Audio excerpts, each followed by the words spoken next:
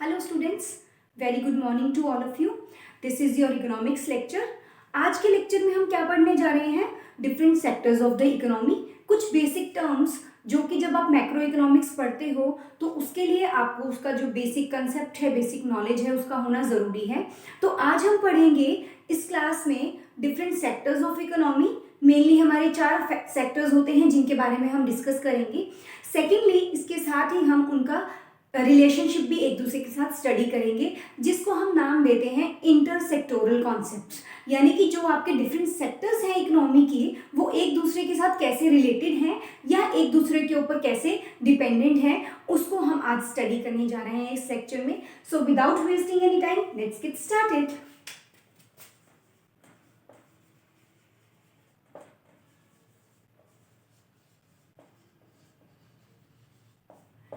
हाँ जी, पढ़ने क्या जा रहे हैं? Macro economics. तो मैक्रो इकोनॉमिक्स का मतलब क्या? When we study the economy as a whole, जब हम पूरी इकोनॉमी को एज अ सिंगल यूनिट कर करके पढ़ते हैं तो that is called as the macro economics. तो मैक्रो इकोनॉमिक्स ने पूरी इकोनॉमी को 4 सेक्टर्स में डिवाइड किया है। First one is the household sector, second one is the producer sector, third is the government sector,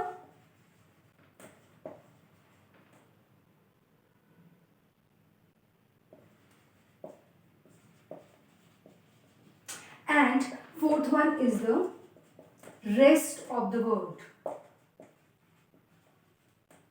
fine, चलो एक एक करके इसको स्टडी करते हैं। सबसे पहले मैं बात करूंगी हाउस होल्ड सेक्टर की। हाउस होल्ड सेक्टर में कौन इंक्लूड होता है? हमारे कंज्यूमर्स, जो प्रोसेस ऑफ कंजप्शन जो है वो फॉलो करते हैं। तो वो जो कंज्यूमर्स हैं वो उनको कहाँ इंक्लूड करेंगे हम? हाउस होल्ड सेक्टर में। Fine, second one is the producer sector. Producer sector में कौन आएगा? ऑल द प्रोड्यूसर्स जो कि इकोनॉमी में production of goods and services जो है वो कर रहे हैं। Fine, third one is the government sector. We all know the central government and the state government जो है हमारी कंट्री की, वो आएंगे किसमें? गवर्नमेंट सेक्टर में। ठीक है जी। और last one is the rest of the world. Rest of the world का मतलब क्या है? इंडियन इकोनॉमी से बाहर जा करके अगर हम किसी और इकोनॉमी के साथ इंटरेक्शन करते हैं, that is a part of globalization. अब ग्लोबलाइजेशन क्या होता है सर, वो बताइए। हाँ जी, तो ग्लोबलाइजेशन क्या होता है? Globalization is a process through which we interact with outside world. Outside world मतलब कि इंडिया की बाउंड्री से बाहर जा करके जब हम दूसरी कंट्रीज के साथ इंटरेक्शन करते हैं, ट्रेडिंग करते हैं, तो वो क्या कहलाता है जी? Interaction with rest of the world, that is globalization. अब बच्चे ये सवाल उठता है कि इंडिया की बाउंड्री के बाहर मतलब क्या? जब पहले लेक्चर में मैक्रो इकोनॉमिक्स का इंट्रोडक्शन बताया था तो आपको ये बताया था कि अगर हम इंडियन इकोनॉमी से बाहर जाने की बात करते हैं तो हम बात किस चीज की करते हैं? Political boundaries. इंडिया की जो पॉलिटिकल बाउंड्री है वो प्लस में टेरिटोरियल वाटर ऑफ इंडिया। याद होगा तो हमने डिस्कस किया था कि इंडिया के आसपास जो पानी है वो पानी भी कुछ पार्ट हमारा है, वो इंडिया का है। और वो कितना है स्टूडेंट्स? अगर हम उसको किलोमीटर्स में मेजर करें तो दैट इज द 22 किलोमीटर, या हम उसको न्यूटिकल माइल्स में अगर मेजर करें तो दैट इज द 12 न्यूटिकल माइल्स। तो इंडिया की बाउंड्री क्या है? Political boundaries plus territorial water of India. Territorial water of India के अंदर क्या आएगा सर? 12 न्यूटिकल माइल्स का जो एरिया है वो आएगा इसके अंदर। तो अगर हम इस बाउंड्री से बाहर जा करके और किसी कंट्री के साथ और किसी नेशन के साथ ट्रेडिंग करते हैं, इंटरेक्शन करते हैं, एक्सपोर्ट इंपोर्ट करते हैं, तो that is called as the rest of the world. ठीक है, तो जब हम सेक्टर्स की बात करते हैं तो 4 सेक्टर्स हैं सर हमारे पास। सबसे पहला house hold sector. Household sector includes consumers जो कंजप्शन करते हैं। ये जो हाउस होल्ड सेक्टर है वो आपको क्या प्रोवाइड करेगा? Factor services. क्या प्रोवाइड करेगा सर?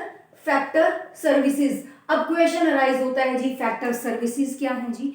ठीक है जी, आपको फैक्टर सर्विसेज बताने से पहले एक चीज याद दिलवाना चाहूंगी कि जब आपने 11th क्लास में माइक्रो इकोनॉमिक्स पढ़ी होगी या 12th क्लास की मैक्रो इकोनॉमिक्स का इंट्रोडक्शन पढ़ा होगा, तो मैंने आपको उस टाइम बताया था कि फैक्टर ऑफ प्रोडक्शन होते हैं कुछ करके, जो कि प्रोडक्शन प्रोसेस में यूज होने वाले जो फैक्टर्स हैं उनको हम क्या बोलते हैं सर? Factors of production.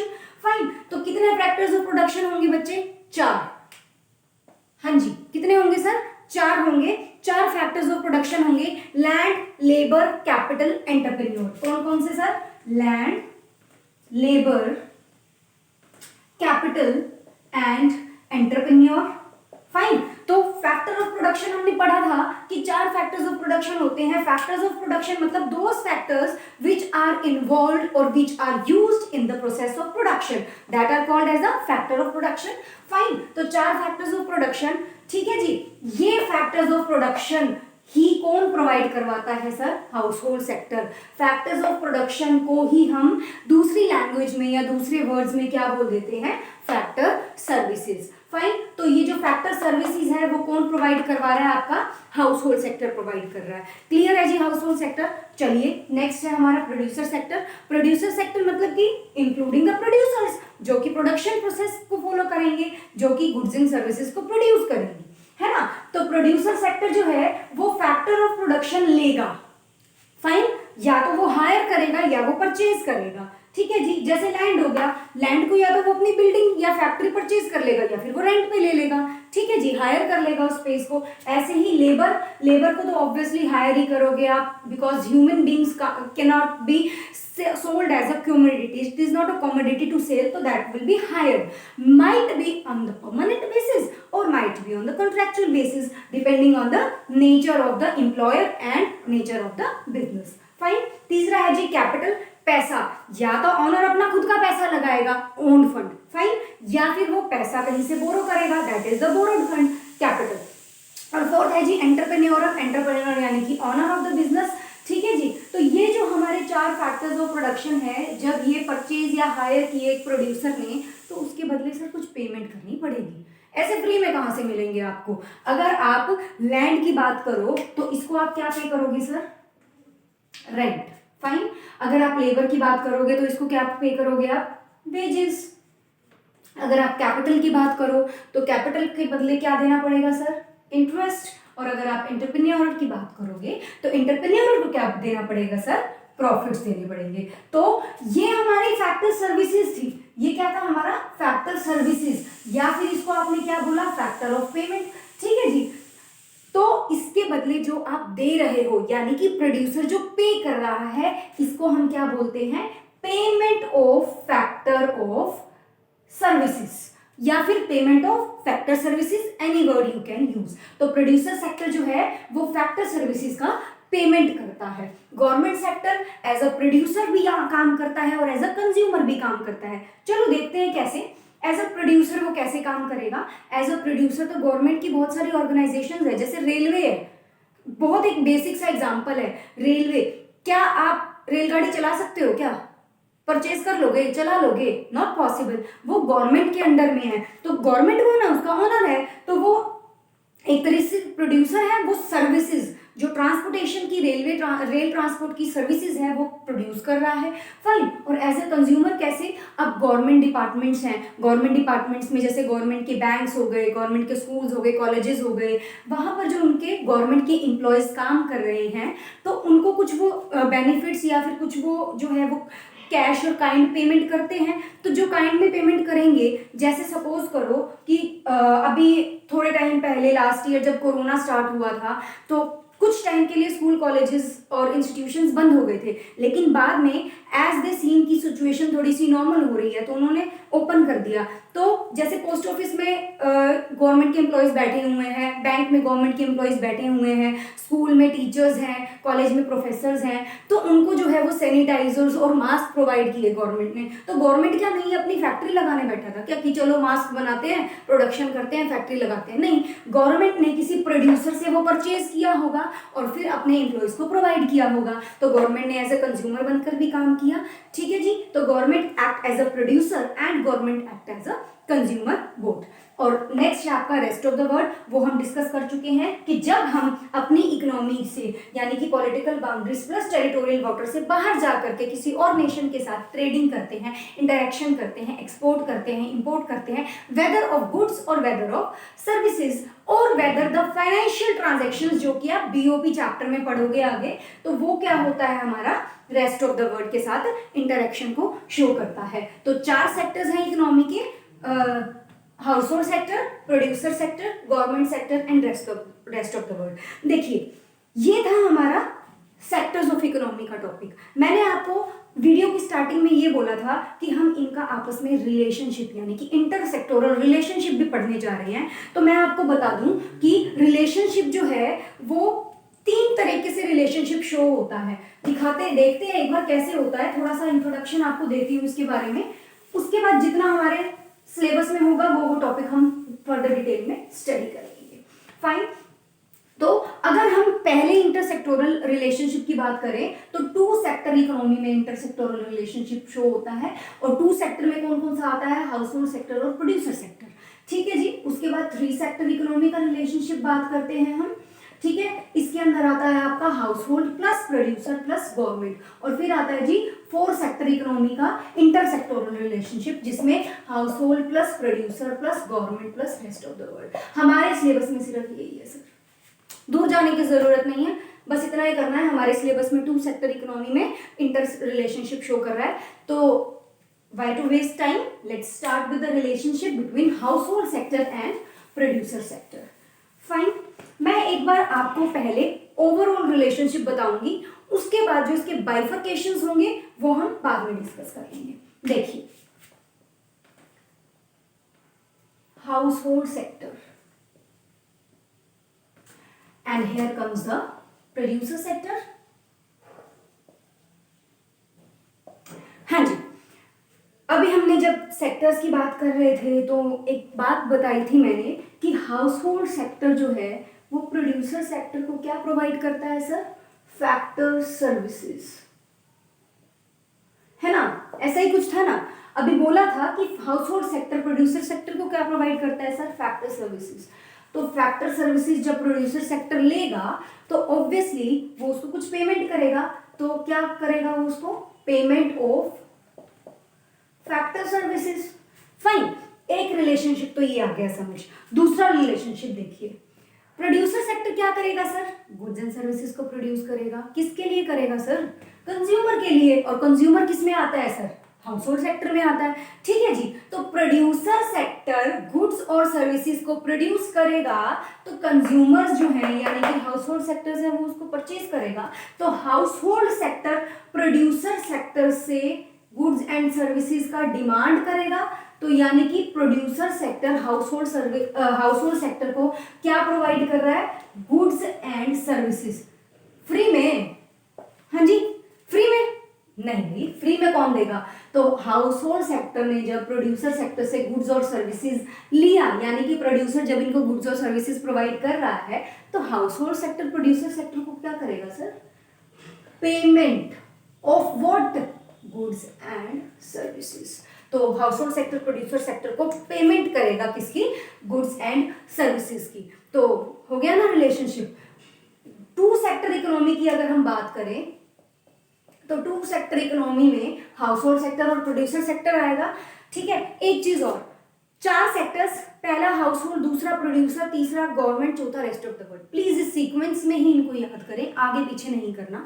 ये सीक्वेंस है, इसी सीक्वेंस में आपको पढ़ना पड़ेगा। तो हाउस होल्ड सेक्टर और प्रोड्यूसर सेक्टर के बीच में रिलेशनशिप की बात करें तो हाउस होल्ड सेक्टर इसको फैक्टर सर्विसेज प्रोवाइड करेगा। In return he will pay, यानी कि payment of factor services. Producer sector इसको गुड्स एंड सर्विसेज प्रोवाइड करेगा and in return this will pay the payment of goods and services. ठीक है जी, ये तो ऑल ओवर आपका एक रिलेशनशिप एस्टेब्लिश हो गया। आपकी जो मैक्रो इकोनॉमिक्स की बुक है वो कहती है कि 2 तरीके का फ्लो होता है सर हाउस होल्ड और प्रोड्यूसर सेक्टर के अंदर। देखो, एक होता है जी real flow sir, real flow. दूसरा होता है सर मॉनेटरी फ्लो या money flow. whatsoever word you want to use you can, both are the correct। ठीक है जी। तो रियल फ्लो और मॉनेटरी फ्लो 2 तरीके के फ्लो होते हैं। तो अब भाई रिलेशनशिप में ये 4 बातें आ रही हैं तो ये रियल फ्लो और मॉनेटरी फ्लो भी तो इन्हीं चारों में से कुछ निकलेगा। हाँ जी, इन्हीं चारों में से निकलेगा। अगर हम बात करेंगे पेमेंट ऑफ फैक्टर सर्विसेज और payment of goods and services, तो ये दोनों मिलकर के क्या बनाएंगे? आपका मॉनेटरी फ्लो। फाइन। अगर हम बात करेंगे गुड्स एंड सर्विसेज की और फैक्टर सर्विसेज की, तो ये दोनों आपस में मिलकर क्या बनाएंगे आपका रियल फ्लो। आगे समझो। अगर हम पैसे की बात करेंगे, पैसा मतलब जब ये इसको फैक्टर सर्विसेज की पेमेंट कर रहा है और ये इसको गुड्स एंड सर्विसेज की पेमेंट कर रहा है, तो उन दोनों इंटरैक्शंस को हम क्या बोलेंगे सर, मॉनेटरी फ्लो।